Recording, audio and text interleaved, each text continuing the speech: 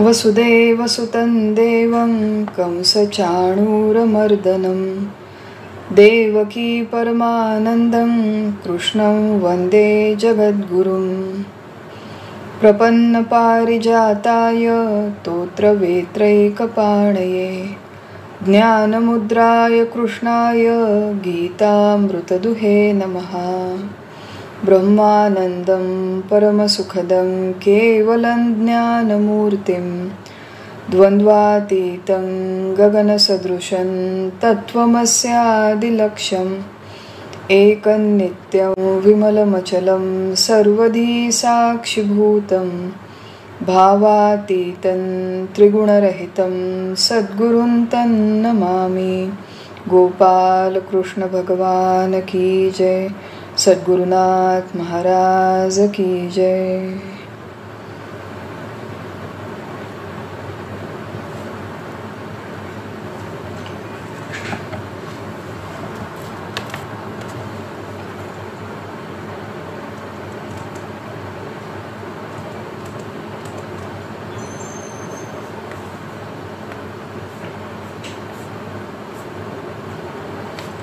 सब लोगों को प्रणाम, सबको वंदन करती हूँ। भगवद गीता अध्याय 3 कर्मयोग, इसका अभ्यास हम लोग कर रहे हैं और इसमें हमने अब तक पहले 18 श्लोकों का विस्तार से विचार किया है, विस्तार से अभ्यास किया है। 14 से लेके 16वें श्लोक तक पंच महायज्ञों का एक विचार, एक संकल्पना थी जो हमारे आज के निजी जीवन से बहुत दृढ़ता से जुड़ी हुई है, हमारे आज के जीवन में जिसका सारे स्तर पर एप्लीकेशन है, उसका हमने विस्तार से विचार किया था। मातृ पितृ यज्ञ, भूत यज्ञ, देव यज्ञ, मनुष्य यज्ञ और ब्रह्म यज्ञ। एक बात हम लोग याद रखें कि ये जो संपूर्ण प्रणाली है वो इसलिए है कि एक दिन कहीं ना कहीं जाकर हम लोग ब्रह्म यज्ञ संपन्न करें, ब्रह्म यज्ञ हमारा हो जाए इसी नर देह में, और मैं देह नहीं हूँ, मैं ब्रह्म हूँ। इस अनुभव के लिए ये सारा प्रयास, ये सारा विचार, ये सारी प्रणाली है। तो बाकी के सारे यज्ञ किए और ब्रह्म यज्ञ के बारे में सोचा ही नहीं, तो वैसे मानवीय जीवन का कुछ वेदांत की, भगवद गीता के दृष्टिकोण से कुछ विशेष उपयोग नहीं है।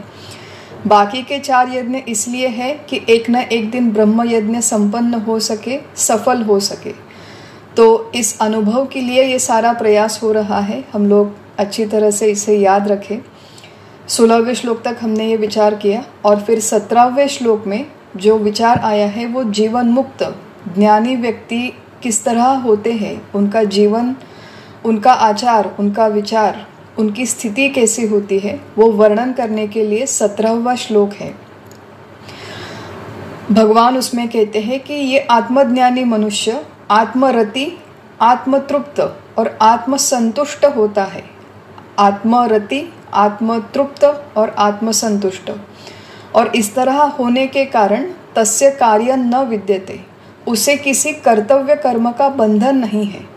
बंधन नहीं, इसका ये अर्थ नहीं कि वो निष्क्रिय उदास किसी एक जगह पर बैठा रहेगा। वो काम अवश्य करता है परिवार के लिए, समाज के लिए, अपने व्यवसाय के प्रति, लेकिन अब वो उस कर्तव्य से बंधा नहीं है।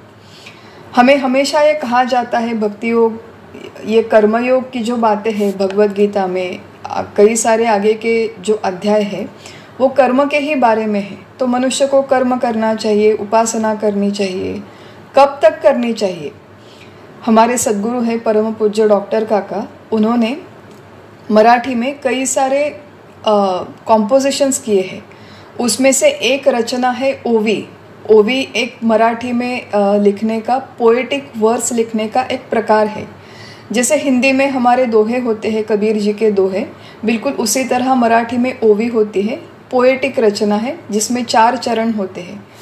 तो हमारे गुरुजी ने सारे उपनिषदों पर ओवीबद्ध टीका लिखी है और उसके सिवाय उन्होंने कुछ स्वतंत्र ओवी रचना की है जो एक कैलेंडर के माध्यम से हम सब लोगों के लिए उपलब्ध है। जो साधक चाहे वो कैलेंडर सामने रखे, किसी एक ओवी का रोज़ अभ्यास कर सकते हैं, रोज़ विचार कर सकते हैं। तो उसमें उन्होंने एक सुंदर ओवी लिखी है कि जव हवे नको आहे दृश्य मनी भरुनी राहे तव फूल देवासी वाहे प्रेम भावे। जव हवे नको आहे। जब तक मनुष्य को कुछ चाहिए और कुछ नहीं चाहिए, आई वॉन्ट दिस और I do not want this, मुझे चाहिए मुझे नहीं चाहिए। दृश्य मनी भरुनी राहे, जब तक वो दृश्य क्रीड होता है, इस दृश्य को सत्यत्व देता है और इसी दृश्य विश्व में से मुझे कुछ चाहिए या नहीं चाहिए ऐसी उसकी भावना होती है। तब फूल देवासी वाहे, तब तक आपको भगवान को फूल अर्पण करना आवश्यक है, भगवान की आराधना करना आवश्यक है, प्रेम भावे प्रेम पूर्वक करना आवश्यक है। तो कर्तव्य कर्म परिवार के प्रति, समाज के प्रति, भगवान के प्रति, उपासना, ये कब तक करनी है? जब तक मुझे ये सब सच लगता है, सत्य लगता है, और जब तक मैं अपने संतुष्टि के लिए इस दृश्य विश्व पर डिपेंडेंट हूँ, तब तक ये कर्तव्यों का बंधन है, कर्मों का बंधन है, उपासना का बंधन है। लेकिन आत्मज्ञानी व्यक्ति अब किसी के ऊपर निर्भर नहीं है, वो आत्मा अपने स्वरूप में ही रममाण है, उसी में तृप्त संतुष्ट है, इसलिए उसके ऊपर बंधन नहीं है। ये भी हमने विचार किया था कि क्रियमाण कर्म स्वातंत्र प्रत्येक मनुष्य को है, लेकिन क्रियमाण कर्म करते समय ज्ञानी मनुष्य का मैं करता हूँ ये भाव, ये अभिमान नहीं रहता, फलाशा उसके मन में नहीं रहती, इसलिए नए जो भी कर्म उसे जीवन मुक्तावस्था में होते हैं उन कर्मों का उसे बंधन नहीं होता। ये पहली बात। संचित कर्म उसके जितने हैं वो सारे जलकर समाप्त होते हैं, ये दूसरी बात। और तीसरी बात, प्रारब्धवश उसके आज के वर्तमान जीवन में जितने सारे भोग आए हैं वो भोगदायक परिस्थिति उसके जीवन में आती है, उनमें से कुछ अनुकूल भोग होते हैं, कुछ प्रतिकूल होते हैं, लेकिन उसके अंदर मैं करता हूँ ये भावना नहीं, मैं भोगता हूँ ये भी भावना नहीं, इसलिए प्रारब्धवश आने वाले परिस्थिति से वो जीवन मुक्त व्यक्ति सुखी या दुखी नहीं होता, वो आत्मक्रीड़ होता है, आत्मा में ही क्रीड़ा करता है, उसी में रममाण रहता है। इसका अर्थ ये नहीं कि व्यवहारिक जगत का उसका भान चला जाता है। He is very much aware, he is very much alert, he is very much attentive। जहाँ पर जो व्यवहार चाहिए उसी तरह व्यवहार भी करता है, लेकिन इस किसी भी व्यवहार का उसके अपने स्थिति पर कोई परिणाम नहीं होता, वो कभी विचलित नहीं होता। आत्मरति, आत्मतृप्त, आत्मसंतुष्ट रहता है। 17वें श्लोक में हमने ये विचार देखा था, और 18वें श्लोक में देखा था कि इस तरह आत्मतृप्त होने के कारण कर्म करने में या कर्म न करने में उसका अपना कोई प्रयोजन नहीं, अपनी कोई स्वेच्छा नहीं, अपना कोई स्वार्थ नहीं, अपने खुद के किसी लाभ के लिए वो इस तरह का काम करने में भी प्रवृत्त नहीं होता, काम न करने में भी प्रवृत्त नहीं होता। ये पहली बात हमने देखी 18वें श्लोक में।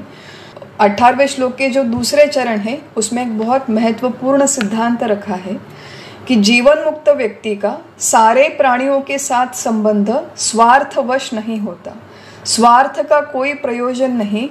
उस व्यक्ति को अपने सुख के लिए किसी भी प्राणी से कुछ भी चाहिए या कुछ भी नहीं चाहिए, इस तरह की अपेक्षा नहीं होती। अब कोई डिपेंडेंसी नहीं। थोड़ा सा सोच के देखिए कि कितनी वैभवशाली अवस्था होगी, कि कितना बड़ा लिबरेटिंग थॉट है ये, कि मेरा जीवन चल रहा है, जो भी अनुकूल प्रतिकूल परिस्थिति है उसके साथ हो रहा है, मैं काम भी कर रही हूँ, लेकिन अब अपने सुख के लिए मैं किसी पर निर्भर नहीं हूँ। कोई मेरे मन जैसा व्यवहार करे या न करे, मुझे मेरे मन जैसे भोग मिले ना मिले, मेरे मन जैसे कर्म हो या न हो, फिर भी मेरे अपने स्थिति पर, मेरे अपने आनंद रूप स्थिति पर कोई परिणाम नहीं, उसमें कोई हलचल नहीं, मैं ज़रा भी उसमें विचलित नहीं होती। कितनी सुंदर अवस्था होगी। और इतने ही सुंदर अवस्था में आनंदा से डोही आनंद तरंग हमारे संत तुकाराम महाराज रहे थे। सारे हमारे जीवन मुक्त संत इसी अवस्था में रहे थे। तो स्वार्थ के लिए, अपने स्वयं के लिए उनका किसी प्राणी मात्र के साथ संबंध नहीं होता, परंतु व्यावहारिक स्तर पर वो भेद करते हैं। व्यावहारिक स्तर पर दुर्जनों से दुर्जनों जैसा व्यवहार करते हैं, सज्जनों से सज्जनों जैसा व्यवहार करते हैं। भक्त जो जिस भाव से उनके पास आता है उसी भक्तों को उसी भाव के साथ वो रेसिप्रोकेट करते हैं। जिसकी जैसी श्रद्धा है उसको उस तरह का व्यवहार करते हैं, उसको उस तरह का संभाषण करते हैं। तो जीवन मुक्त व्यक्तियों का व्यवहार भले ही अलग अलग हो, लेकिन व्यवहार के पीछे उनका अपना निजी स्वार्थ कोई नहीं। ये महत्वपूर्ण संकल्पना हमने 18वें श्लोक में देखी थी। अब 19वें श्लोक में यही जो जीवन मुक्त व्यक्तियों का विचार है, वही विचार हम हमारे जीवन में किस तरह लेकर आए, साधकावस्था में इसका किस तरह उपयोग करना चाहिए, ये हम लोगों के लिए सूचना भगवान श्री कृष्ण देते हैं। अर्जुन को देते हैं कि आत्मज्ञानी व्यक्ति की स्थिति कैसी है, ये तुमने देख ली अर्जुन। अब वैसी स्थिति अगर तुम्हें प्राप्त करनी है तो तुम्हारा व्यवहार किस तरह हो, ये भगवान 19वें श्लोक में कह रहे हैं अर्जुन से, और फिर अर्जुन के माध्यम से हम सबसे भगवान ये सारी बातें कह रहे हैं। तस्मात् असक्तः सततं कार्यं कर्म समाचर, असक्तो ह्याचरन् कर्म परमाप्नोति पूरुषः। तस्मात् असक्तः सततं, असक्त, असक्त शब्द का अर्थ है अनासक्त, इसलिए तुम अनासक्त होकर सततं कार्यं कर्म समाचर, निरंतर सातत्य से अपना कर्म करो। असक्तो ह्याचरन् कर्म, इस तरह अनासक्त वृत्ति से अनासक्त होकर कर्म करने वाला पुरुष परमाप्नोति, परम तत्व को प्राप्त करता है, वही मनुष्य मुक्त होता है। तो अर्जुन, तुम्हें युद्ध करना है, तुम्हें आज लग रहा है कि मैं मारने वाला हूँ, ये मरने वाले हैं, मैं इनकी हत्या कैसे करूँ, इनकी हत्या का मुझे पाप लगेगा। कर्म और कर्म बंधन, इनके विचारों में तुम अटके हुए हो। इस कर्म बंधन से अगर तुम्हें मुक्ति चाहिए, उस परम पद की प्राप्ति अगर तुम्हें करनी है, मुक्त होना है, कर्म से मुक्त नहीं होगे, लेकिन कर्म बंधन से अगर तुम्हें मुक्त होना है तो किस तरह कर्म करो, वो मंत्र यहाँ पर भगवान कहते हैं कि अनासक्त होकर। आसक्ति शब्द का अर्थ है अनावश्यक प्रेम। आसक्ति शब्द का दूसरा अर्थ है चिपकना, किसी भी व्यक्ति, वस्तु, घटना, परिस्थिति को चिपक के बैठना, उसे कहते हैं आसक्ति। अब हम शरीर से तो चिपकते नहीं है किसी से, मन से चिपकना, मन से उस पर डिपेंडेंट होना, मन से उस पर निर्भर होना, उसे कहते हैं आसक्ति। मनुष्य प्राणी चेतन प्राणी है। सारे मनुष्यों में अंतःकरण होता है, जहाँ पर अंतःकरण है वहाँ पर प्रेम होना स्वाभाविक है, नैसर्गिक है। प्रेम नाम की संवेदना हमें भगवान ने देकर ही हमारा जन्म हुआ है। तो सारे प्राणी मात्रियों के प्रति, भूत मात्रों के प्रति, पेड़ पौधे हैं, उन्हें देखकर अच्छा लगना, लगाव होना, उनके प्रति प्रेम होना, आकृष्ट होना, थोड़ा बहुत परिवार के प्रति प्रेम होना, ये सब नेचुरल है। समस्या कहाँ पे होती है कि वो प्रेम जब डिपेंडेंसी बन जाता है, जब आसक्ति बन जाता है, जब हम जिस व्यक्ति वस्तु से हम प्रेम करते हैं, जब हम उसे चिपक के बैठते हैं और उसके वियोग पर विलाप करते हैं, उस आसक्ति से सारी समस्या, सारा दुख, सारा शोक हमारे जीवन में निर्माण होता है। तो भगवान यहाँ पर जो मंत्र दे रहे हैं कि अनासक्त होकर कर्म करो, उसका फायदा क्या होगा कि इस वृत्ति से जो भी व्यवहार तुम्हारे शरीर के माध्यम से होगा वो तुम्हारे संचित में जाकर जमा नहीं होगा और उसका तुम्हें बाद में भोग नहीं करना पड़ेगा। अगर वास्तव में तुम मन से अनासक्त हो तो अनासक्ति कर्म में हो, कर्म फल में हो, लोगों में हो, परिस्थिति में हो, और इस तरह अनासक्त होने से वो कर्म तुम्हारे संचित में जाकर जमा नहीं होगे। एक विचार है जो हमारा पिछले सत्र में हमने छोड़ दिया था, लेकिन आज के सत्र में उसका कनेक्शन है, इसलिए पेरिफेरल विचार है, शास्त्र का विचार है, लेकिन वो हमारे विचार में स्पष्ट होना आवश्यक है।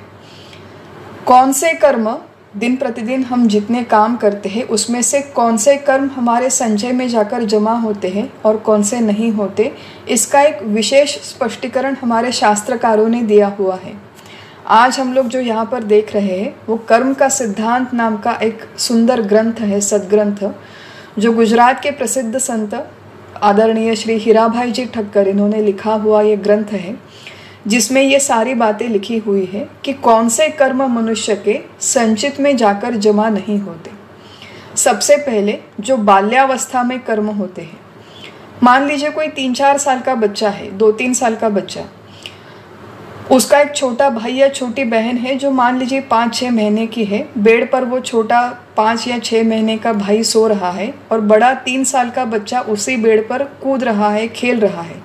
खेलते खेलते, कूदते कूदते वो जो बड़ा भाई है, बड़ा भाई का पैर छोटे भाई के गर्दन पर चला जाता है और खेल कूद में उस छोटे भाई की मृत्यु हो जाती है। अब इस तरह बाल्यावस्था में जो कृत्य हुआ उसका वो कर्म संचित में जाकर जमा नहीं होता। ये पहली बात। अगर हम लोग लॉ, हमारे कानून के दृष्टिकोण से भी देखें तो कोई 3 साल के बच्चे को सज़ा नहीं करता कि तुमने तुम्हारे छोटे भाई की हत्या की। तो इस तरह की बातें कानून से भी उसे सज़ा नहीं मिलती, या फिर संचित कर्म के नियमों के अनुसार भी उसे सज़ा नहीं मिलती। ये पहला नियम है। दूसरा नियम है जो कर्म अभानावस्था में किए जाते हैं। अभानावस्था मतलब कोई अगर व्यक्ति पागल है, जेन्युइनली पागल है, कोई व्यक्ति बहुत नशे में है और उसने किसी को गाली दी, उसने किसी को जाकर मारपीट की, उसने किसी को जाकर अब्यूज़ किया या फिर जाकर किसी का खून किया, तो वो कर्म संचित में जमा नहीं होता। काफ़ी सारी फिल्में, अगर मुझे याद है पुराने ज़माने में इस तरह की स्टोरीज़ फिल्में होती थी। कोई व्यक्ति जाकर डेलिबरेटली खून करेगा, लेकिन कोर्ट में जब कोर्ट केस का समय आता है तो ही विल एनैक्ट कि मैं पागल हूँ इसलिए फिर मुझे सज़ा नहीं मिलनी चाहिए। अब कोर्ट में ये गुनाह प्रूव हो या न हो, कोर्ट में उसे सज़ा मिले न मिले, लेकिन ईश्वर के कोर्ट में कोई कन्फ्यूजन नहीं होता। ईश्वर को ये बातें सचमुच पता होती है कि कौन व्यक्ति सचमुच पागल है, कौन सचमुच नशे में है और कौन व्यक्ति केवल ढोंग कर रहा है। तो ढोंगी अगर व्यक्ति है तो उसे सज़ा अवश्य मिलेगी, लेकिन कोई व्यक्ति नशे में है या पागल है तो उसे वो कर्म संचित में जाकर जमा नहीं होता। ऐसा हो सकता है कि किसी ने अगर नशे में जाकर किसी को मारा तो वहीं पे 4-5 लोग इकट्ठा हो गए, उसे मारेंगे, लेकिन वो कर्म संचित में जमा नहीं होता। ये दूसरा नियम है। तीसरा नियम है कि मनुष्येतर योनि में जितने कर्म होते हैं, मनुष्येतर योनि कि मान लीजिए किसी कुत्ते ने जाकर दूसरे मनुष्य को काटा, सर्प ने जाकर दंश किया, बिच्छू ने जाकर किसी को काटा, तो उस योनि में जितने कर्म होते हैं उन प्राणियों को वो कर्म संचित में जाकर जमा नहीं होते, बाद में भुगतने नहीं पड़ते। गाय भैंसे होती है, कुत्ते होते हैं जो दूसरों के खेतों में चले जाते हैं, दूसरों के घर में चले जाते हैं। हमारे यहाँ बंदर भी घर में आते हैं और बड़ा उधम मचाते हैं, तो उन प्राणियों को उसका कर्म, वो कर्म भुगतना नहीं पड़ता, वो संचित में जाकर जमा नहीं होता। न केवल प्राणी, लेकिन जो देव योनि है वो भी केवल भोग योनि मानी जाती है, वहाँ पर केवल अच्छे भोग मिलते हैं, तो वो कर्म संचित में जाकर जमा नहीं होते। ये 3 बातें हमने देखी। चौथी बात है कि जो मनुष्य कर्तृत्व का अभिमान छोड़ के अगर कोई कर्म करता है। अब देखिए, कर्तृत्व का अभिमान शब्द समझने लायक है। अभिमान, अहंता तब होती है जब मनुष्य इस तरह सोचता है कि मैंने किया इसलिए ये काम किया, मैंने किया इसलिए ये अच्छा हुआ, मैं नहीं होता तो ये काम नहीं होता। इस तरह के विचार अगर हमारे मन में आते हैं तो उसे कर्तृत्व का अभिमान कहते हैं। प्रैक्टिकल लेवल पे हमें काम की रिस्पॉन्सिबिलिटी लेनी ही पड़ती है। हमें ये बोलना ही पड़ता है कि ठीक है, अगर शादी ब्याह है घर में तो ये जो 4 काम है ये मैं करूँगी, इसकी जिम्मेदारी मेरी है। तो on a practical level we have to say it कि ये 4 काम मेरे जिम्मे के हैं, डोंट वरी, मैं सब संभाल लूँगी। तो इस तरह की बात एक लॉजिस्टिकल लेवल पे करना, प्रैक्टिकल लेवल पे करना, इसमें कोई हर्ज नहीं है। लेकिन मन में इस तरह का अभिमान हो कि मैं कर रही हूँ इसलिए ये सब हो रहा है, मेरी गृहस्थी चल रही है, मेरे ऑफिस में सारे काम मेरी वजह से होते हैं, मेरा घर जो साफ़ सुथरा है वो मेरी वजह से रहता है, मेरे बेटे पे जो इतने अच्छे संस्कार हुए वो मैंने किए इसलिए ये संस्कार हुए, दूसरी कोई माता होती तो इतने अच्छे संस्कार नहीं करती। ये सारा कर्तृत्व का अभिमान है। ये अभिमान छोड़कर जो व्यक्ति कर्म करता है वो संचित में जमा नहीं होता। इसका हमने उदाहरण भी देखा था कि न्यायाधीश अगर किसी मुजरिम को फांसी की सज़ा देता है, गुनहगार को फांसी की सज़ा देता है, तो उस मुजरिम की हत्या का पाप न्यायाधीश के संचित में जाकर जमा नहीं होता, क्योंकि उस गुनहगार को वो सज़ा देना ये उसका कर्तव्य था। तो ये चौथी बात है। 5वीं बात है जो फलाशा रहित होते हैं। अब कर्तृत्व का अभिमान है और फलाशा नहीं है, या फिर कर्तृत्व का अभिमान नहीं लेकिन फलाशा है, ऐसे नहीं चलता। तो कर्तृत्व का अभिमान न होना ये भी आवश्यक है, फल की अपेक्षा न होना ये भी आवश्यक है। और फलाशा रहित कर्म कैसे होते हैं, हमने कर्मण्येवाधिकारस्था में इसका विस्तार से विचार किया था। आज हम लोग यहाँ पर नहीं करेंगे, केवल याद रखेंगे ये बात। और छठी बात जो है कि जो काम समष्टि कल्याणार्थ होते हैं, समष्टि कल्याणार्थ मतलब जहाँ पर समाज के किसी बड़े समूह का कल्याण है, प्रगति है, उन्नति है, उनका विचार है, उस कर्म की उस व्यक्ति को बाधा नहीं होती, वो उसके संचित में जाकर जमा नहीं होता। उदाहरण देते हैं इसके लिए, एक भगवान श्री कृष्ण के ही उदाहरण है। अब भगवान श्री कृष्ण कोई मनुष्य नहीं है, वो अवतार है, लेकिन हम लोग उदाहरण के लिए ये बात समझ रहे हैं कि झूठ बोलना एक बुरा कर्म है। बुरे कर्म का अगर बुरा कर्म में करूं तो उसका पाप लगता है नॉर्मली। अब भगवान श्री कृष्ण ने झूठ बुलवाया, किससे झूठ बुलवाया हम सब लोग जानते हैं, धर्मराज से झूठ बुलवाया कि अश्वत्थामा मर गया, या फिर कर्ण जब निहत्था बैठा था अपने रथ को संभाल रहा था, तब उस निहत्थे कर्ण पे अर्जुन से वार करवाया। दुर्योधन के साथ भीम का जो युद्ध हुआ उसमें भी अधर्म का उपयोग हो गया, युद्ध के नियम के खिलाफ जाकर वो युद्ध हुआ। तो ये जो सारी रणनीति का उन्होंने उपयोग किया, थोड़ा बहुत कपट हम लोग कह सकते हैं, वो कपट उन्होंने अपने स्वयं के स्वार्थ के लिए नहीं किया। थोड़ा सोचिए, अगर पांडव ये युद्ध जीत जाते तो उसमें भगवान श्री कृष्ण का अपना निजी फायदा क्या था? उन्हें थोड़े ना पांडव वो राज्य देने वाले थे, वहां पर जाकर कृष्ण स्वयं राज्य करने वाले नहीं थे, तो उन्हें वहां पे न कोई धनलाभ होने वाला था, न कोई कीर्ति प्रतिष्ठा उसके माध्यम से मिलने वाली थी। लेकिन पांडव युद्ध जीते, ये समाज की आवश्यकता थी। कौरवों जैसे दुष्टों का, दुर्जनों का निर्दालन हो, ये समाज की आवश्यकता थी। कई सारी बातें, कई सारी प्रतिज्ञाएं होती है, मनुष्य का एक अपना स्वयं का कोड ऑफ कंडक्ट होता है जो उसके व्यक्तिगत स्वार्थ, व्यक्तिगत हित के लिए होता है। भीष्म पितामह जो थे, उन्होंने एक प्रतिज्ञा लेके रखी थी, लेकिन वो उनके वैयक्तिक निजी जीवन से संबंधित थी। वो प्रतिज्ञा का पालन करने के लिए उन्होंने फिर बाकी की सारी बातें कॉम्प्रोमाइज कर दी।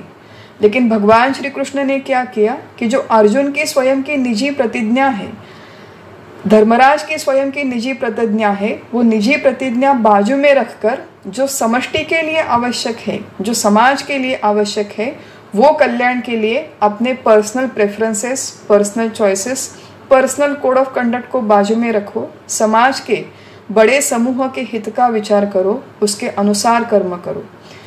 वास्तव में अगर कोई व्यक्ति इस तरह अपना स्वयं का स्वार्थ छोड़ के समाज का, समष्टि कल्याण का विचार करके अगर कोई कर्म करता है, वो भी ईश्वरार्पण बुद्धि से निष्काम होकर कर्तृत्व का अभिमान छोड़कर करता है, तो वो सारे कर्म अच्छे हो भले बुरे हो, वो उसके संचित में जाकर जमा नहीं होते। तो ये जो सारे कर्म हैं, इस तरह अगर इस दृष्टिकोण से हुए तो उसका मनुष्य को बंधन नहीं होता, कर्म का बंधन नहीं होता, और उसी से परम पद की प्राप्ति होती है, वो कर्म बंधन से मुक्त होता है। अब भगवान श्री कृष्ण ने ये श्लोक में इतनी सारी बातें नहीं कही, उन्होंने केवल एक ही शब्द का उपयोग किया, वो है अनासक्ति। अनासक्ति, ये एक ही शब्द में ये सारी बातें एनकम्पास होती है। अनासक्ति मतलब कर्म की तरफ अनासक्ति हो, कर्म फल की तरफ हो, जिन लोगों के लिए कर्म कर रहे हैं उनके तरफ भी अनासक्ति हो, जिस परिस्थिति में हम लोग कर रहे हैं उस परिस्थिति में भी हमारी अनासक्ति हो। किसी से हम लोग चिपके नहीं हैं, किसी में मेरा स्वार्थ नहीं है, किसी से मेरी कोई अपेक्षा नहीं है। I am only doing it because it is the right thing to do, not for me but for the society at large. इस भूमिका से अगर तुम कर्म करोगे, तस्मात् असक्तः सततं, और सातत्य से कर्म करोगे। अब महत्वपूर्ण बात है, देखिए कि ये अनासक्त वृत्ति मन की है, लेकिन सततं कर्म आचरम, कि शरीर से तुम अखंड कार्यरत हो।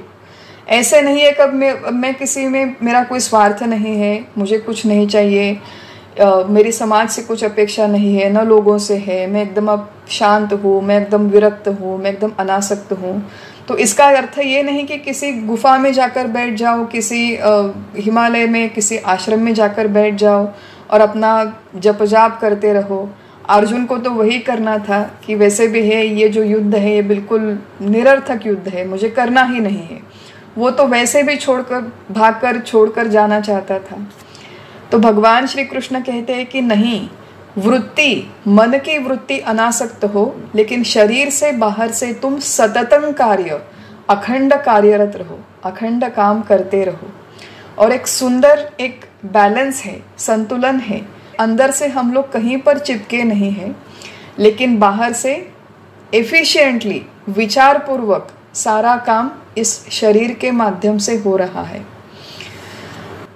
देखिए, जब तक हम लोग चिपक के बैठते हैं तब तक बंधन है। आसक्ति क्यों नहीं चाहिए आखिर? क्योंकि चिपक के बैठते हैं तब तक बंधन है।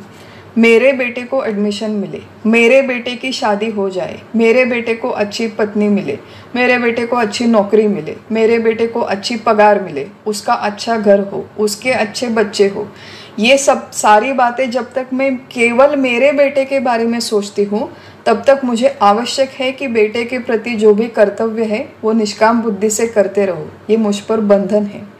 लेकिन ये भावना केवल मेरे बेटे के प्रति न होकर सारे लोगों के प्रति, सारे बच्चों के प्रति अगर मेरी विकसित हो जाए। हे विश्वची माझे घर, संत महात्मा कैसे सोचते हैं कि हे विश्वची माझे घर।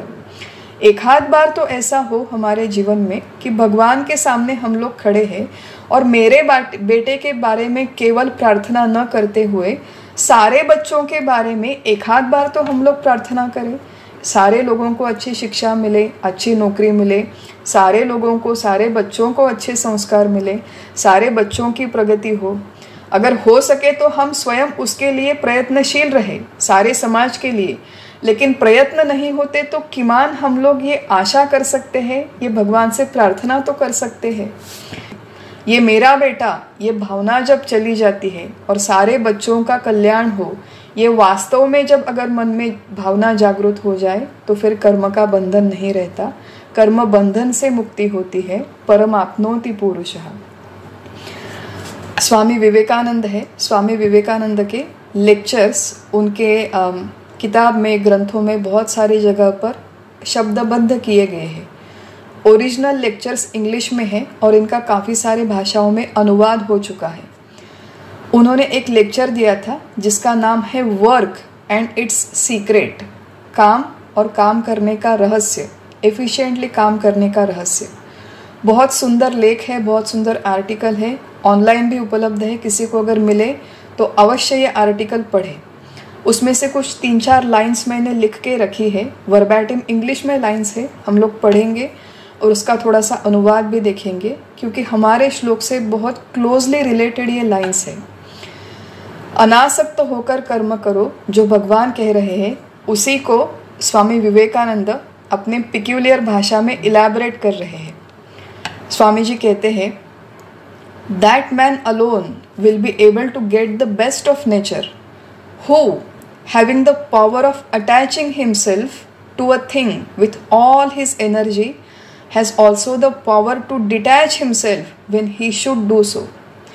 केवल उसी व्यक्ति को निसर्ग से सर्वोत्कृष्ट फल मिलेगा जो अपने आप को किसी व्यक्ति वस्तु से पूरी ऊर्जा के साथ अटैच कर लेता है, उस व्यक्ति वस्तु घटना के प्रति पूरी ऊर्जा के साथ काम करता है, लेकिन काम होने के पश्चात उसके पास ये भी क्षमता है कि detach himself when he should do सो।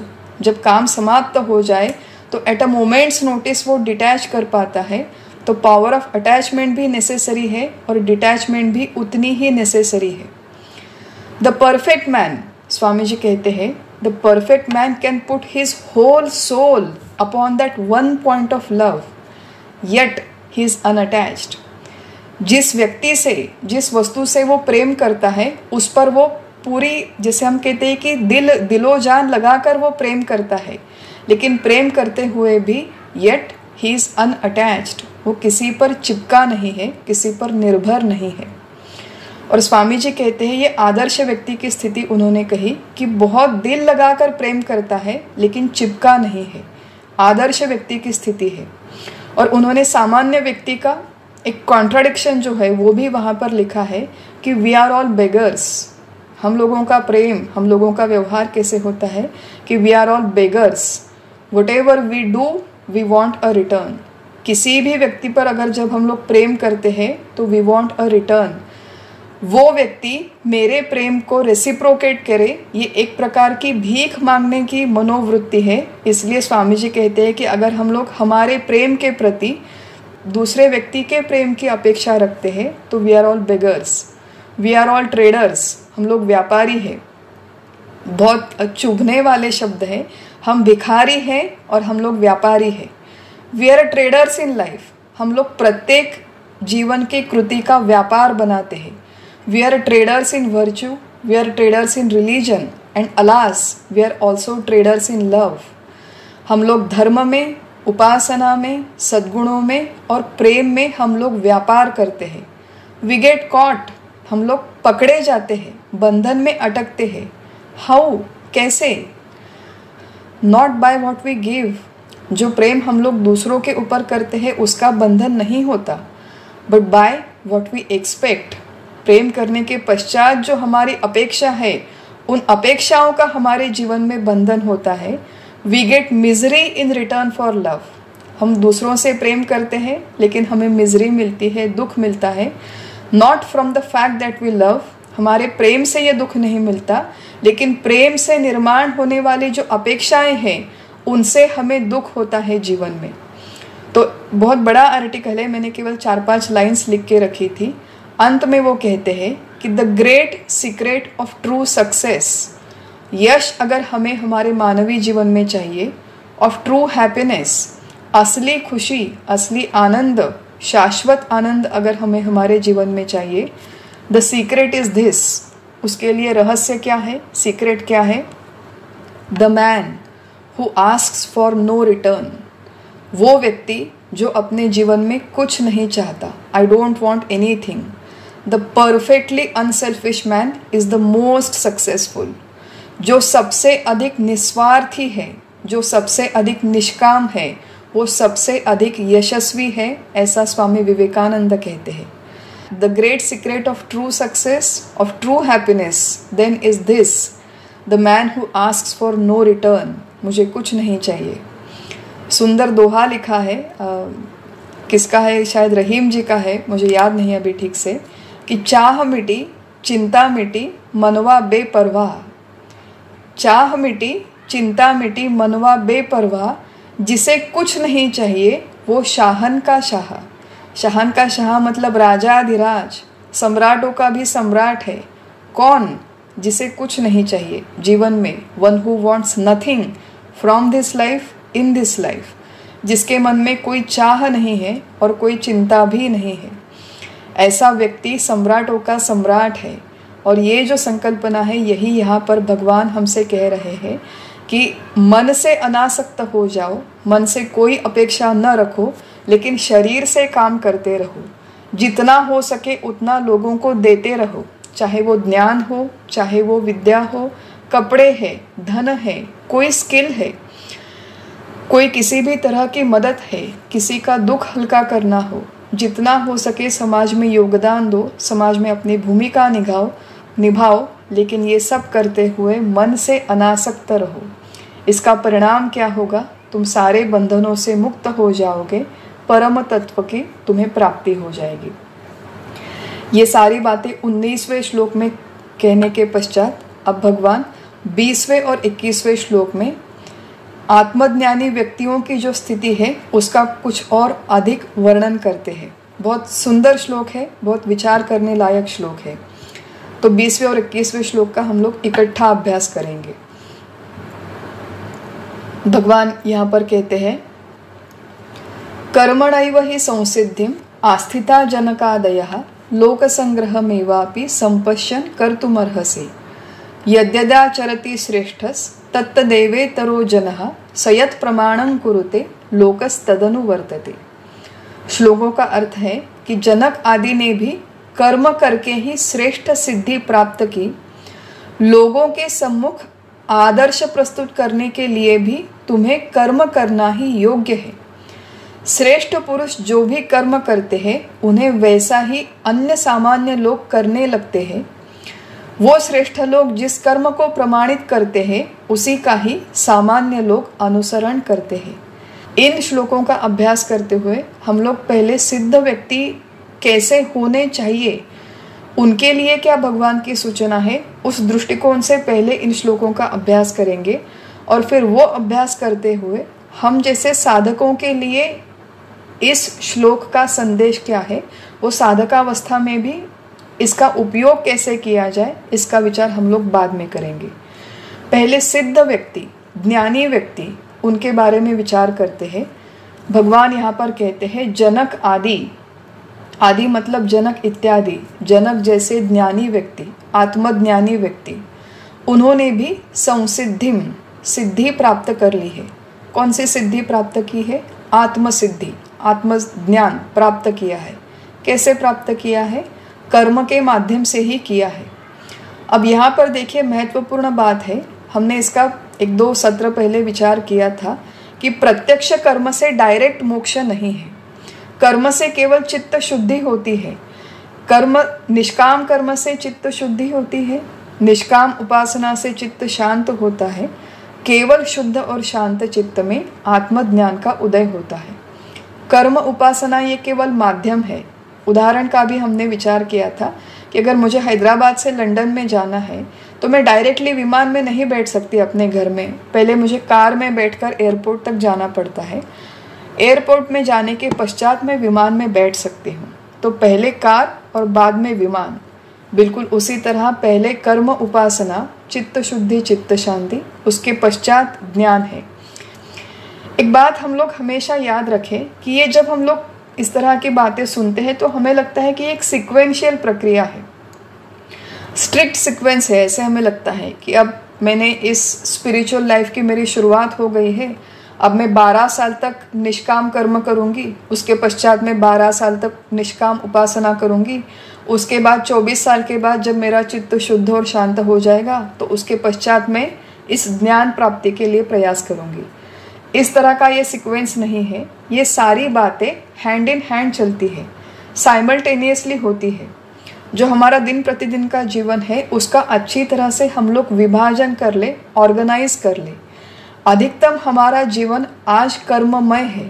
हम सारे घर गृहस्थी वाले लोग हैं। हमें हमारे गृहस्थी घर वालों के प्रति, समाज व्यवसाय के प्रति कर्तव्य कर्म करने होते हैं। वही कर्म करे, लेकिन वो इस कर्मयोग की युक्ति का उपयोग करके करे, ये पहली बात। कुछ थोड़ा बहुत समय हमारा उपासना के लिए हो, भगवान की उपासना, साधना, उसमें नामस्मरण होते हैं, पूजा पाठ होते हैं, धार्मिक विधि होते हैं, जो कुछ आध्यात्मिक साधना हमें हमारे सद्गुरु ने बताई उसका समावेश होता है। तो थोड़ा बहुत समय उपासना के लिए हो, अधिक समय कर्म के लिए, थोड़ा समय उपासना के लिए और थोड़ा समय इस ज्ञान विचार के लिए हो। ये क्यों बोलना आवश्यक है? क्योंकि इस तरह का श्रवण जब हम लोग करते हैं तो ये ज्ञान का विचार अधिकाधिक दृढ़ होता है। तो यहाँ पर भगवान ये नहीं कह रहे कि अगर तुम समाज कार्य कर रहे हो, समाज में योगदान दे रहे हो, किसी संस्था में जाकर निष्काम तुम्हारी कोई सेवा चल रही है तो 24 घंटे सेवा करो और वेदांत का अभ्यास ही ना करो, ये उसका अर्थ नहीं है।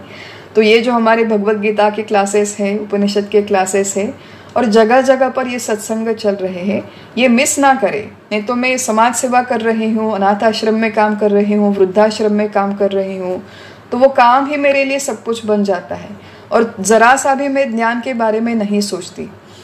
ऐसे नहीं चलता। ये तीनों साधना पद्धति, तीनों बातों का बैलेंस हमारे डे टू डे रूटीन में होना आवश्यक है।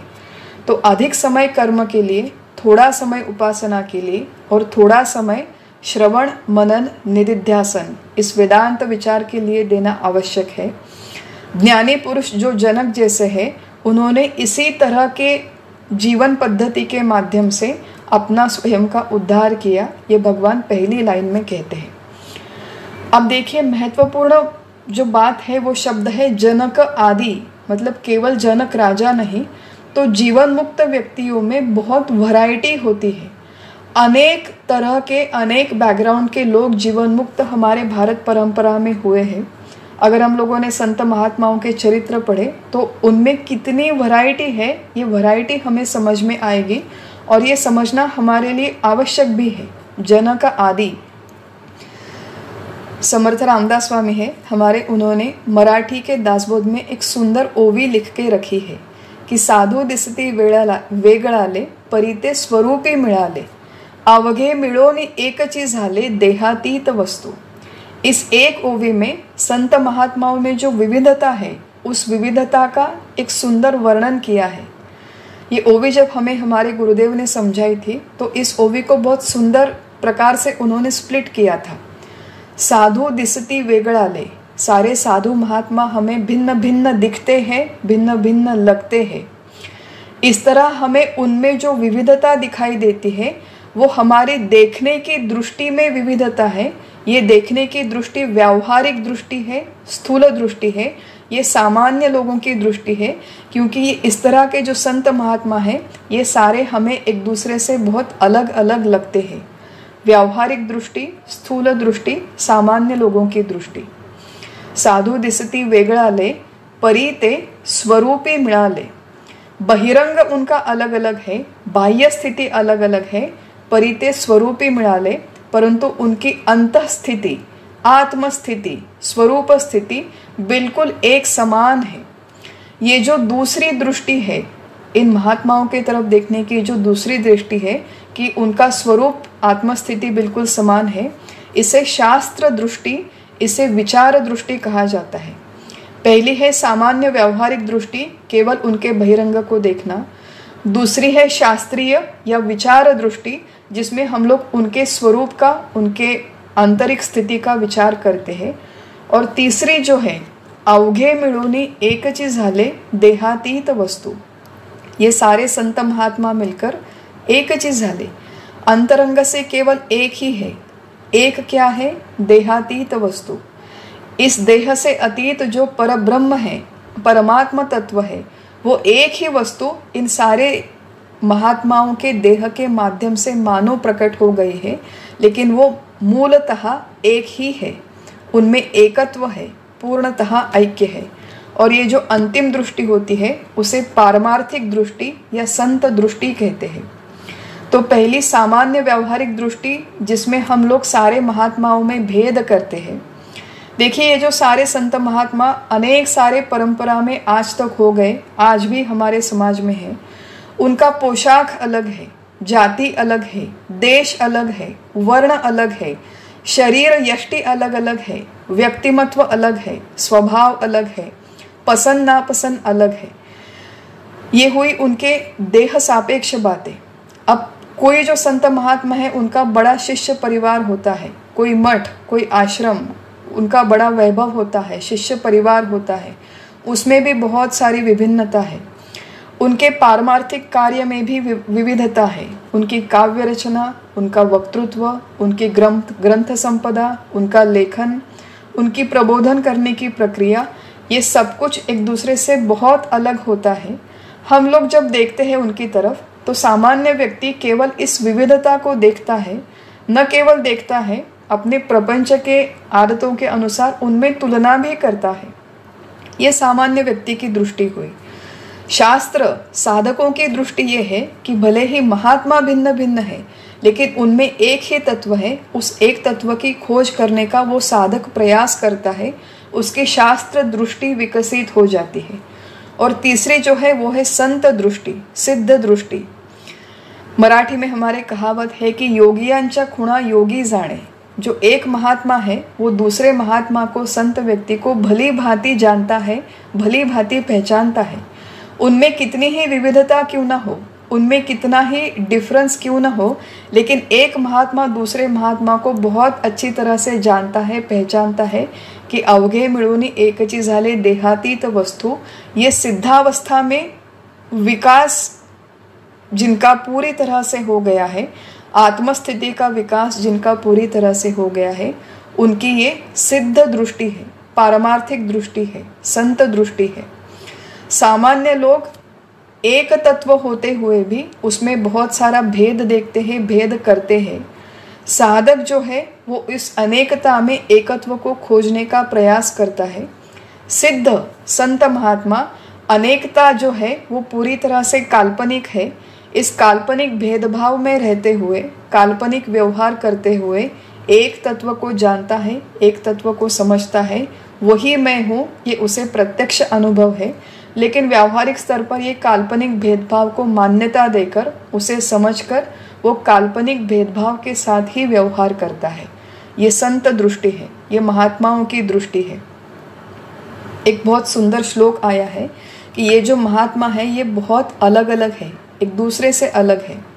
कितनी विविधता है उन फैक्टर्स का हमने विचार किया तो संस्कृत में एक श्लोक आता है, कृष्णो भोगी शुकस्त्यागी राजानौ जनक राघवो।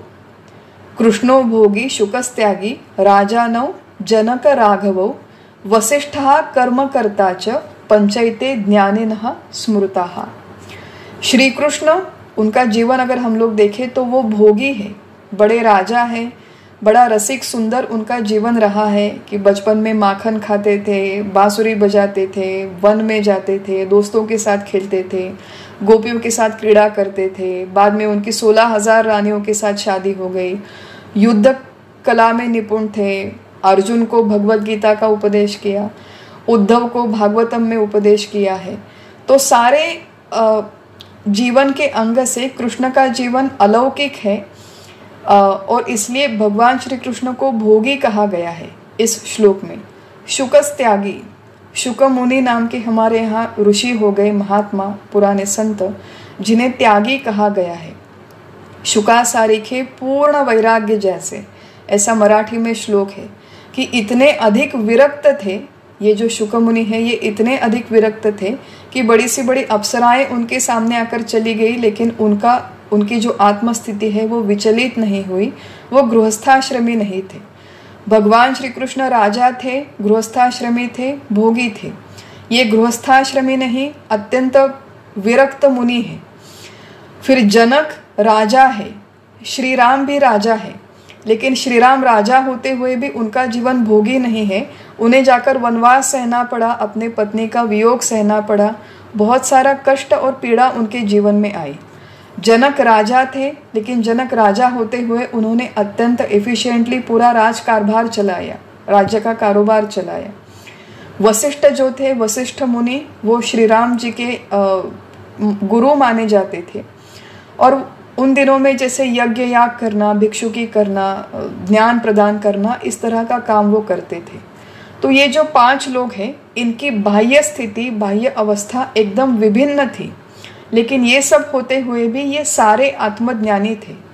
अब भगवान श्री कृष्ण और भगवान श्री राम की बात अलग है, हम लोग उन्हें भगवान का अवतार मानते हैं, लेकिन श्लोक के कॉन्टेक्स्ट में, स्पिरिट में समझिए कि बाहर की स्थिति अलग अलग होते हुए भी अंतर स्थिति बिल्कुल समान होती है।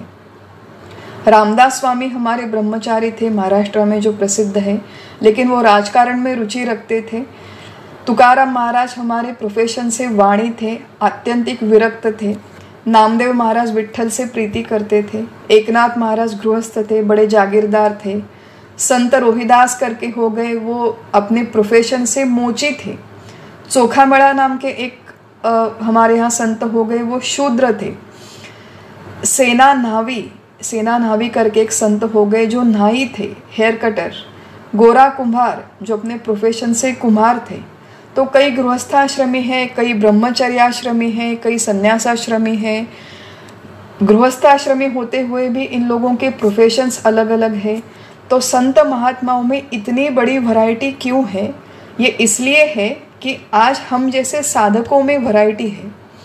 ये संत महात्मा अलग अलग प्रोफेशन से, अलग अलग आश्रम से, अलग अलग जाति वर्ण से इसलिए है कि हम लोगों को हमारे मन में ये विश्वास निर्माण हो जाए कि आज हम लोग जिस अवस्था में, जिस घर में, जिस परिस्थिति में है, जिस आश्रम में है, हमें इसी व्यवसाय में, इसी घर में, इसी परिस्थिति में, इन्हीं लोगों के बीच रहते हुए आत्मज्ञान संपादन करना संभव है।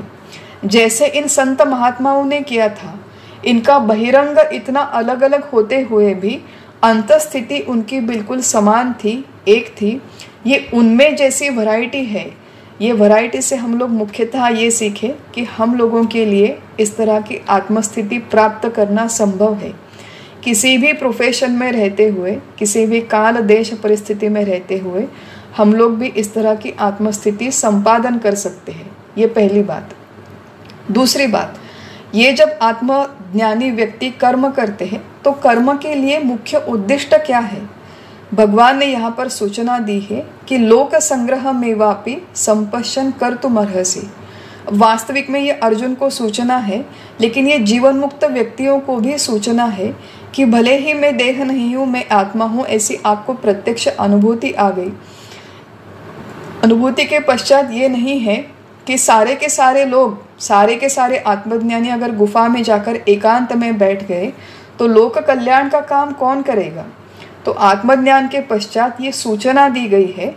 अब ये सूचना भले ही भगवान ने दी है, ये किसी जीवन मुक्त व्यक्ति को ये मैंडेटरी नहीं है। जीवन मुक्त व्यक्तियों में बहुत वैरायटी है। कई सारे लोग एकांत में रहना पसंद करते हैं, लेकिन बहुत सारे लोग समाज में रहकर समाज के लिए काम भी करते हैं। तो जीवन मुक्त व्यक्ति जो भी काम करते हैं उसका मुख्य उद्देश्य है लोक संग्रह, धर्म की संस्थापना और लोक कल्याण। लोक संग्रह वो अपने स्वयं की बढ़ाई के लिए नहीं करते कि अपना स्वयं का शिष्य परिवार लोगों को दिखाते हुए चलो, दंभ करो, लोगों से वाहवाह मिले मुझे, ये उनका उद्दिष्ट नहीं। उद्दिष्ट केवल इतना ही है कि धर्म संस्थापना, लोगों का कल्याण हो। प्रत्येक जीवन मुक्त व्यक्ति का लोक संग्रह करने की पद्धति अलग अलग होती है। लोक कल्याण, धर्म संस्थापना करने की पद्धति अलग अलग है। गोंदवलेकर महाराज है, उन्होंने केवल नाम का प्रचार किया। समर्थ रामदास स्वामी हैं, उन्होंने प्रपंच में रहते हुए परमार्थ करना कैसे संभव है उसके बारे में मार्गदर्शन किया। उन दिनों में ये अवस्था थी जब समर्थ रामदास स्वामी थे, तो परमार्थ बहुत दूर की बात है, लेकिन पारतंत्र के दिन थे, मुगलों का राज था। बहुत सारे इस पारमार्थिक धार्मिक क्षेत्र में भी बहुत सारे मिसकंसेप्शंस, अंधश्रद्धाएं थी। तो उन्होंने बहुत बड़ा कार्य सामाजिक उत्थान के लिए किया है, अंधश्रद्धा निर्मूलन के लिए किया है।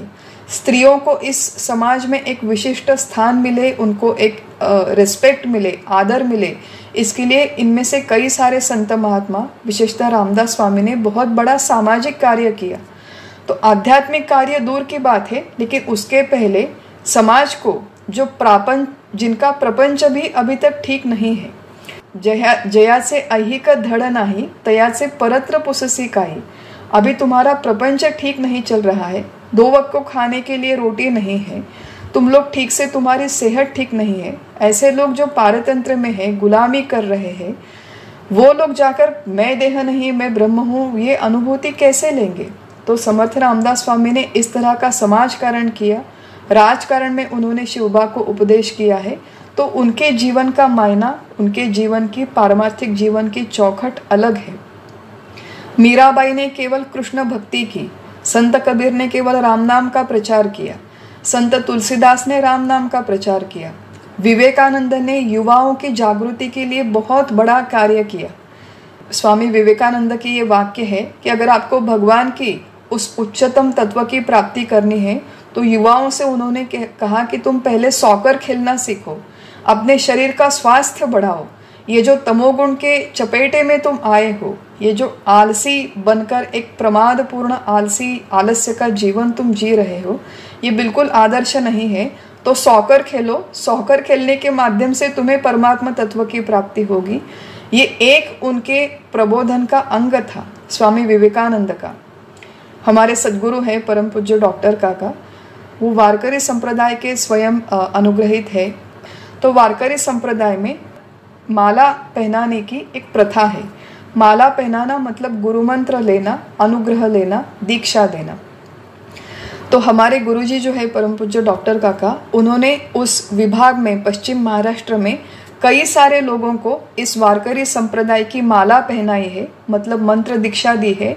और उसके माध्यम से उन्होंने क्या किया, हजारों लोगों को कि माला पहनाने का पहला नियम है कि माला पहनने के बाद जो मंत्र मिलता है उसका जाप रोज करना चाहिए, और उसके लिए मनुष्य शराब को स्पर्श न करे।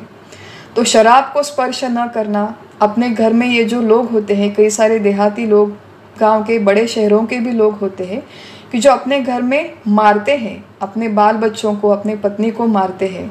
तो माला पहनाते समय हमारे गुरुजी उनसे कहते हैं कि आज से तुम शराब को स्पर्श नहीं कर सकते, अब तुम्हें पंढरपुर को जाना होगा, विट्ठल के दर्शन करने होंगे, एक उपवास करना पड़ेगा। अब इस तरह से घर में पिटाई बंद, किसी की पिटाई नहीं करनी है, रोज़ हरिपाठ पढ़ना चाहिए। तो बाकी वो जिसने माला ली है, जिसने दीक्षा ली है, वो व्यक्ति भले ही जीवन मुक्त बने या न बने, उससे फर्क नहीं पड़ता, लेकिन उसका जो प्रापंचिक जीवन है, प्रापंचिक जीवन का स्तर तो कितना सुधर जाएगा। उसकी शराब बंद हो जाएगी, घर में मार पिटाई बंद हो जाएगी, वो कम से कम एक केवल अच्छा मनुष्य बनेगा। तो ये एक उनके कार्य का अंग है। ऐसे हम लोग अनेक सारे संत महात्मा देखे तो उनके काम करने की पद्धति अलग है, समाज का उत्थान करने का प्रकार अलग है, उनका स्वयं का पिंड अलग है, स्वभाव अलग है। ये सब अलग अलग होते हुए भी लोक संग्रह के लिए वो अविरत काम करते हैं। ये काम करते हुए उनकी अपनी अंदर की वृत्ति अत्यंत निस्पृह होती है, त्यागी होती है। वो अपने लिए कुछ नहीं चाहते। ये जो संत महात्मा है, कई सारे अगर हम लोग इनके चरित्र पढ़े तो इसमें बहुत सारी कथाएं आती हैं। आने वाले सत्रों में हम लोग एक बहुत सुंदर कथा देखेंगे कि किस हद तक ये महात्मा निस्पृह होते हैं, किस हद तक वो त्याग करते हैं। हम लोग जब जीवन में कोई काम करते हैं, समाज के लिए काम करते हैं, तो हमारी जनरली टेंडेंसी भोग की होती है कि इसमें मुझे क्या मिलेगा। महात्माओं की ये प्रवृत्ति होती है कि मैं क्या दे सकता हूँ, मैं कितना त्याग कर सकता हूँ। और इस तरह लोगों में रहते हुए, काम करते हुए भी उनका वैशिष्ट्य है कि लोकांत में भी एकांत अनुभवने की उनमें क्षमता होती है। लोकांत में एकांत, हम लोग जब देखिए लोगों में जाते हैं, 4 अगर लोगों के ग्रुप में, समूह में चले गए तो वहाँ पे हंसी मजाक होता है, बातें होती है, खाने की बातें, पॉलिटिक्स की बातें, क्रिकेट की बातें। हम लोग उस प्रवाह में बहते चले जाते हैं, हमारा नियंत्रण नहीं रहता। लेकिन महात्मा लोगों में रहते हुए भी, काम करते हुए भी, they have the ability to withdraw at a moments notice. एक क्षण में वो अपने आप को निवृत्त कर पाते हैं। लोगों के बीच बैठे हुए भी वो अपने आप को निवृत्त कर पाते हैं। उस आत्मस्थिति में जाने की उनकी क्षमता होती है। समर्थ रामदास स्वामी है, उन्होंने कह के रखा है कि काही गलबला काही निवळ ऐसा कंठीत जावा काळ। दिन प्रतिदिन के हमारे जीवन में कुछ रूटीन में ऐसा भाग हो कि लोक संपर्क होना आवश्यक है। लोक संपर्क हमारा हो, हम स्वयं सद्मार्ग पर चले, दूसरों को सन्मार्ग पर लेकर जाने का प्रयास करें। इसके लिए लोगों से बोलना पड़ता है, मिलना पड़ता है, बातचीत करनी पड़ती है। ये रूटीन का हमारे एक भाग हो। काही गलबला काही निवळ, कुछ समय अगर हो सके तो फिजिकली एकांत में रहे। एकांत का अर्थ ये नहीं कि एकांत में मैं लैपटॉप फ़ोन लेके बैठी हूँ, कोई किताब लेके बैठी हूँ, ये नहीं। एकांत मतलब केवल मैं और कोई नहीं, न कोई किताब है, न कोई गैजेट है, न कोई व्यक्ति है। केवल मैं अपने आप, अपने साथ, अपने विचार में, अपने मनन निधिध्यासन में बैठी हूँ। ये जीवन में कुछ समय होना आवश्यक है। महात्माओं के लिए ये सहजावस्था होती है। वो लोगों में रहते हुए भी इस तरह का एकांत, इस तरह की डिटैचमेंट, इस तरह का विड्रॉवल अनुभव कर सकते हैं, क्योंकि वो क्षमता उन्होंने विकसित की है।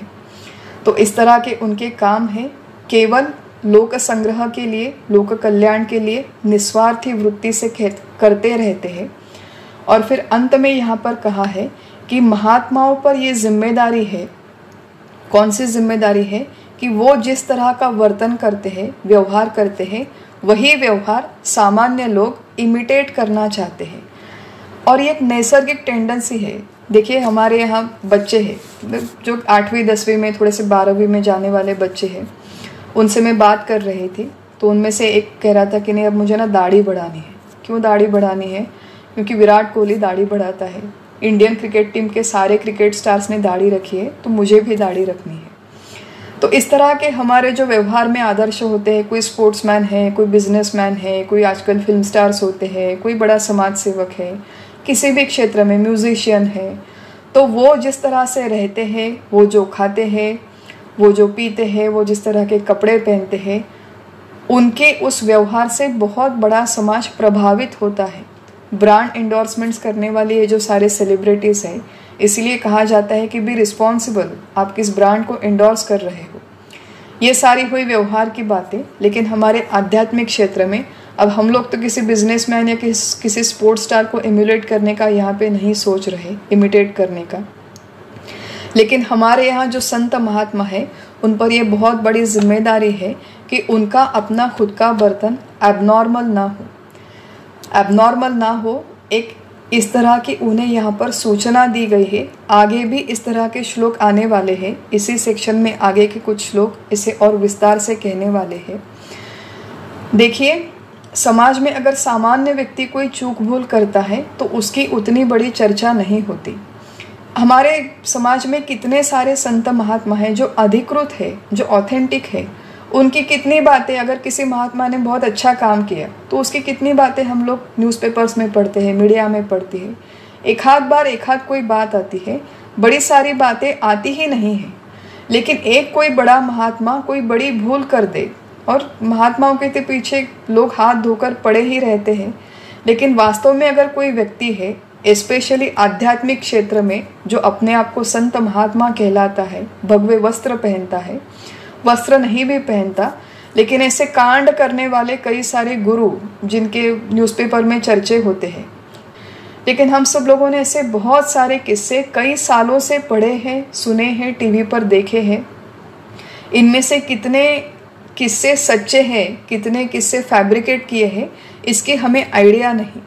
लेकिन मुख्य भाग क्या है, संत महात्माओं से अगर कोई चूक भूल हो जाए तो उसकी बहुत बड़े स्तर पर चर्चा होती है, समाज के बहुत बड़े सेक्शन पर उसका असर पड़ता है।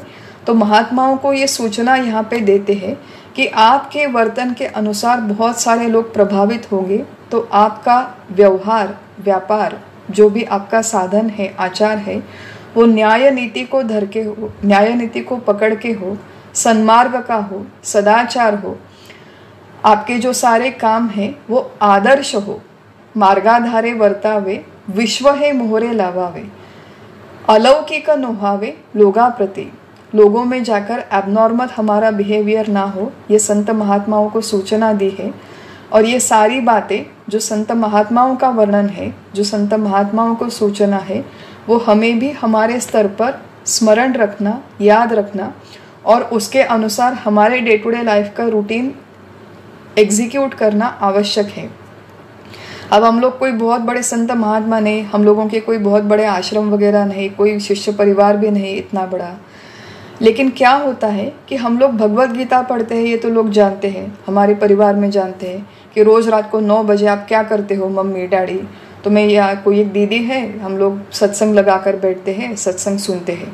तो अच्छा, आप रोज़ रात भगवत गीता सुनते हो, उपनिषद सुनते हो, लेकिन फिर भी सुबह उठ के आपकी चिड़चिड़ शुरू हो गई, सुबह उठ के आपका गुस्सा शुरू हो गया, आपका चिल्लाना शुरू हो गया। तो हम लोग जो भी अभ्यास करते हैं, साधकावस्था में भी हम लोग इस फील्ड को रिप्रेजेंट करते हैं। मैं एक तरफ में गीता का अभ्यास करती हूँ और दूसरी तरफ कोई बहुत एबनॉर्मल बिहेवियर करती हूँ। वैराग्य के बीच बीच में झटके आते हैं कि ना ढंग से कपड़े पहने हैं, ना ढंग से लोगों से मैं बात करती हूँ।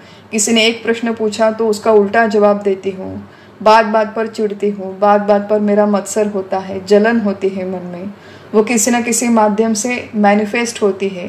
तो इन सारी बातों से, हमारे वर्तन से, हमारे आजू बाजू में जो 5-10 लोग हैं, 10-50 लोग हैं, वो सारे लोग हमारी तरफ देखते हैं और कहते हैं कि देखो ये दीदी, ये भैया गीता का अभ्यास करते हैं, फिर भी देखो किस तरह व्यवहार है। तो गीता का अभ्यास करने में कोई मतलब नहीं, क्योंकि ये लोग 5 सालों से अभ्यास कर रहे हैं, फिर भी उसी तरह उनका व्यवहार है। We should always remember this कि जब हम लोग समाज में रहते हैं तो हम भगवत गीता को, इस अभ्यास को, इस क्षेत्र को, हमारे सद्गुरु को, हमारे संप्रदाय को रिप्रेजेंट करते हैं। तो हमारे स्तर पर जितना हो सके उतना नॉर्मल व्यवहार करें, लोगों के साथ मिलजुल कर रहे, लेकिन लोगों के साथ मिलते जुलते रहते हुए भी उनके प्रवाह में बहते हुए चले ना जाए। प्रवाह पतित की तरह हमारा जीवन ना हो। भले ही लोगों में रहते हैं, लेकिन लोगों की तरह प्रवाह पतित नहीं है। हमारा जो आध्यात्मिक विचार, आध्यात्मिक अभ्यास, हमारी जो साधना है, वो साधना विचार नित्य बना रहे। ये हम पर जिम्मेदारी है, ये हम पर उत्तरदायित्व है, संत महात्माओं पर भी है और साधकावस्था में भी ये जिम्मेदारी है। ये सारा विचार 20वें और 21वें श्लोक में आया।